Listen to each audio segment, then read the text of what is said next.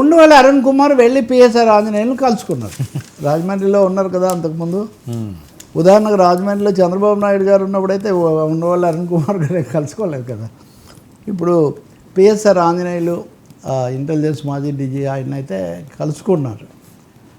కలుసుకుంటే మన social media వీళ్ళు ఉంటారు కదా వెంటనే వర్గాలు, ఇదొక అనధికార నిఘా వర్గాలు, వీళ్ళు వెంటనే రంగంలోకి దిగిపోయి వీళ్ళు ఎప్పటి నుంచో వాళ్ళ తరఫున కలుసుకున్నాడు, బియ్యాల తరఫున కలుసుకున్నాడు, బినామీగా కలుసుకున్నాడు, ఇలాంటివన్నీ కూడా మొదలుపెట్టారు.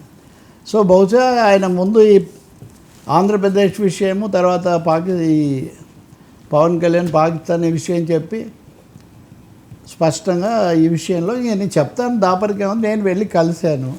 అది వరకు చంద్రబాబు హయాంలో కూడా నేను చాలా ముఖ్యమైన అధికారిగా ఉండేవాడు, కొంచెం మంచి పేరుంది, అవినీతి ఆరోపణలు అంతకుముందు పెద్దగా లేవు, అప్పటి నుంచి సంబంధాలు ఉన్నాయి. ఈ మార్పులు ఇవన్నీ వచ్చిన తర్వాత వరుసగా కేసులు వస్తుంటే ఎప్పుడు ఎవరు జైల్లో ఉంటారో తెలియట్లేదు, ఎవరినంటే ఒకవేళ ఆ పరిస్థితి వచ్చి చూస్తాలే ఒక్కసారి అని ఏదో అన్నాడు అట్టిన. మొత్తానికి ఇప్పుడు వాళ్ళ ఊళ్ళోనే పెట్టినప్పుడు వెళ్ళాను నేను, వెళ్ళి కలిసి మాట్లాడాను. ఆయన ఇప్పుడే ఎందుకు వచ్చారు, ఇంకా చాలా కాలం ఉంది కదా, ఇప్పటికిప్పుడు అయిపోదేమో ఈ విధంగా చెప్పారు అని ఆయన చెప్తున్నాడు. సో వెళ్ళాను అన్నదాన్ని ఆయన ఏమి సూటిగానే ఒప్పుకుంటున్నాడు. రెండవది ఈ సమయంలో ఆయన చెప్పేది ఏంటంటే పోసాని కృష్ణమురళి అయినా ఇతనైనా ఆయన వాదన ఎంతవరకు సరైనదనేది నేను చెప్పలేను, ఎందుకంటే కోర్టులో ఆధారాలు అవి తేలాలి కోర్టులో ఉన్న దాని మీద. ఒకటేదో నిజం, ఆ జత్వానీ పట్ల పోలీసులు అనుచితంగా వ్యవహరించారనడంలో ఏం సందేహం లేదు. దానికి ఈయన చెప్తే నేను చేశానని చెప్పి ఇంకో కమిషనర్ ఆయన చెప్తూ ఉన్నారు, విశాల్ గున్ని ఈయన మీద వాంగ్మూలం ఇచ్చాడని వాళ్ళు చెప్తున్నారు. అది కోర్టులో తేలాల్సిందే కదా. ఇప్పుడు ఉండవాళ్ళు ఏమంటారంటే జత్వానీని అది వరకు ఇంకొక అధికారి పారిశ్రామికవేత్త జిందాల్ కదా, ఆయన మీద ఈ మీద అత్యాచారం ఆరోపణ చేస్తే పక్కదో పట్టించడానికి ఇదంతా చేస్తున్నారు కదా, మరి అటువంటిప్పుడు మీరు జిందాల్ ఎందుకు పట్టుకోవట్లేదు? అవును, జిందాల్ మీద కదా ఆమె మొదటి కేసు అది ఉపసంహరించుకోమని చేయడానికి అప్పుడు ముంబై పోలీసులే మహారాష్ట్ర పోలీసులు ఏదో చేసినట్టుగా ఉన్నారు. ఊరికే తెస్తున్న లాజిక్. మూడోది అసలు అరెస్ట్ చేస్తే గీస్తే జగన్ చేయాలి కానీ ఈయన ఎందుకు చేస్తారు అని.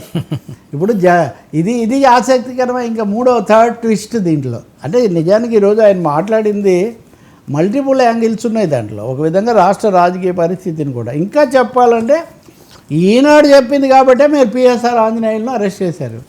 పిఎస్ఆర్ మీద మన విశాఖపట్నం వెళ్ళినప్పుడు ఈ ప్రస్తావన కూడా వచ్చింది. ఎవరో అక్కడ తెలిసిన వాళ్ళకి చాలా దగ్గర సన్నిహిత బంధువు పిఎస్ఆర్ ఆంజనేయులు, మీకు కూడా తెలిసే ఉండొచ్చు వైజాగ్లో ఆయన. కాబట్టి మీరు అధికారులను పోలీసు అధికారులు ఇలా అరెస్ట్ చేసుకుంటూ వెళ్తే ఎలా కుదురుతుంది? ఇప్పటికే భయపడబోతున్నారు, ఎవరు విధులు నిర్వహించట్లేదు, ఒక విధంగా జంకుతున్నారు. కాబట్టి మీరు ఈ విధంగా చేయటం సరికాదు అని కూడా చెప్తున్నాడు ఆయన. అంటే వెళ్ళింది మామూలుగానే పెద్ద మనిషిగా వెళ్ళాను అంటున్నారు, కానీ మీరు పోలీసు అధికారులు ఇలా చేయటము, పోసాని కృష్ణమురళి మీద 311 ఆ సెక్షన్ అనేది ఎలా వర్తిస్తుంది? అది ట్రాఫికింగ్ చేసిన వాళ్ళకి ఇంకా చేసిన వాళ్ళు, అంటే దాంట్లో ఇంకొకటి కూడా ఉంది, ఆర్గనైజ్డ్ క్రైమ్ ఏదైనా దాని కిందకి వస్తుంది. ఇప్పుడు ఏపీలోనే కాదు దేశవ్యాప్తంగా ఇది ఒక చర్చ. సోషల్ మీడియా పోస్టులు, బూతులు తిట్టడాలు ఇవి ఆర్గనైజ్డ్ క్రైమ్ కిందకి ఎలా వస్తాయి, కావాలని పక్కదో పాటిస్తున్నారని మొన్న ఒక హైకోర్టు కూడా పెట్టింది. ఇవన్నీ న్యాయస్థానాలు ఒక్కొక్కసారి అవి చెప్పే ఇంటర్ప్రిటేషన్ బట్టి ఫైనల్ జడ్జిమెంట్ని బట్టి మనం వెళ్ళాలి. కానీ పిఎస్ఆర్ ఆంజనేయులను అరెస్ట్ చేయటం మటుకు ఏ విధంగా సరైంది?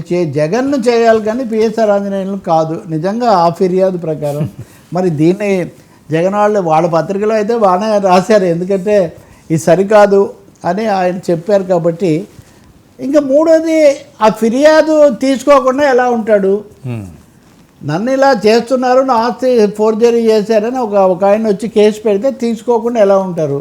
తీసుకోవద్దని పిఎస్ఆర్ ఎలా చెప్తాడు అని బహుశా ఈయన కూడా అడ్వకేట్ కదా, సిరీస్ ఆఫ్ చేస్తూ ఈ వార్తలు ఈరోజు ఈనాడు రాస్తుంది, రేపు మీరు చేస్తున్నారు. కాబట్టి మనం కొన్ని కథల్లో చదువుతాం కదా, ఆ సీరియల్ ఆ రోజు ఏం మలుపు తిరుగుతుందో అది జరుగుతుంటుంది. సో ఇక్కడ ఈనాడు ప్రభుత్వాన్ని నడిపిస్తుంది, ఈనాడు చెప్పిన ప్రకారం మీరు కేసులు చేస్తున్నారు. ఈ ఆర్గ్యుమెంట్ ఎక్కువగా వైసీపీ వాళ్ళు చేస్తున్నది. అంటే ఎలా రాస్తారో అలా రాస్తారు మీరు, ఆ రాసిందే ఇక్కడ జరుగుతుందని. కాబట్టి ఉండవల్లికి ఈనాడు మార్గదర్శి రామోజీరావు గారు పోయినా ఈయన దాన్ని వదలట్లేదు. మార్గదర్శకుడు అట్లాగే మార్గదర్శకుడు పోయాడు కానీ మార్గం అలాగే ఉంది కదా. కాబట్టి అయితే ఇంకా ఆయన మిస్ చేసింది కానీ ఆ పత్రికలో రాసింది బహుశా ఎక్కువ ఏపీ సర్వీస్ కమిషన్. దాంట్లో అయితే 2022లో హైకోర్టులో కూడా కేసు దాఖలైందండి. ఓకే, అది కూడా ఈయన చెప్పారు. ఈయన చెప్పలేదు, ఒక ప్రైవేట్ కంపెనీతో ఆ పేపర్ వాల్యుయేషన్ చేయించారు, అనేక అక్రమాలు జరిగాయి అనేది అక్కడ కేసు. అప్పుడు ఈయన సెక్రటరీ దానికి, ఎవరు రామాంజనేయులు. సో దాని మీద కూడా ఇప్పుడు ఆయన్ను A2 గానో A3 గానో ఏదో చేరుస్తున్నారు. కాబట్టి there is a lot of okay buildup. ఇది ఆ కేసు మీద తీర్పు కూడా నా దగ్గర ఉంది. ఒక పెద్ద అడ్వకేట్ అప్పుడు పంపించాడు. నిజానికి రాజకీయ కేసుల్లో దానికి రావాల్సిన ఫోకస్ రాలేదు కానీ చాలా సంచలనాత్మకమైన ఆదేశాలు ఇచ్చింది అప్పుడు హైకోర్టు. సరే, పిఎస్ఆర్ ఆంజనేయులు గారు ఏమి వాదించుకుంటారో ఆయన అయితే సిద్ధమై ఉన్నాడు. చాలా రోజులు లోపల ఉంచుతారు, వరుసగా ఇదంతా నడుస్తుందని. అలాగే నేను వెళ్ళి కలుసుకుంటాను, మీరేం రాసినా నాకేం భయం లేదన్న వైఖరితో ఉండవల్లి కూడా ఉన్నారు. కాబట్టి మూడో ముక్క మటుకు ఐఏఎస్లు ఐపీఎస్లు చాలామంది అంటున్నది, ప్రతిదానికి వెంటాడి ఇలా చేస్తుంటే మాకు అసలు ఏ చర్య తీసుకోవాలన్నా కొంచెం కాళ్ళు చేతులు ఆడట్లేదు అన్న ఒక ధోరణి కూడా మనకు అది ఉంటుంది. ఇంకా మనం మీరు చూశారు కదా వర్మ, నేను చాలా ఆశ్చర్యపోయా. పెద్దిరెడ్డి రామచంద్రారెడ్డి ఆ మఠం బుగ్గ మఠం భూములేవో ఆ పక్కన 3 ఎకరాలు ఉంది, దాన్ని కలుపుకున్నాడు, సర్వే చేయడానికి వెళ్ళారని ఒక ఛానల్లో అది చూపించుకుంటూ ఆ వచ్చిన అధికారిని ఎందుకు చేయడం లేదు, ఎందుకు ఆగుతున్నావు, భయపడుతున్నావా అని ఈ విలేకరే అడుగుతున్నాడు.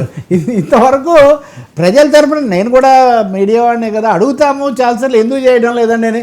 కానీ దాదాపు ప్రశ్నించి ఇంక అసలు మీరు ఆయనకు భయపడి ఇది చేయడం లేదు అన్నది అన్నట్టుగా ఉన్నాడు. అది యాక్చువల్గా మీడియా కాదు ఎక్స్పోజ్ చేస్తారు ఎంత తీవ్రమైన విషయం జరిగినా.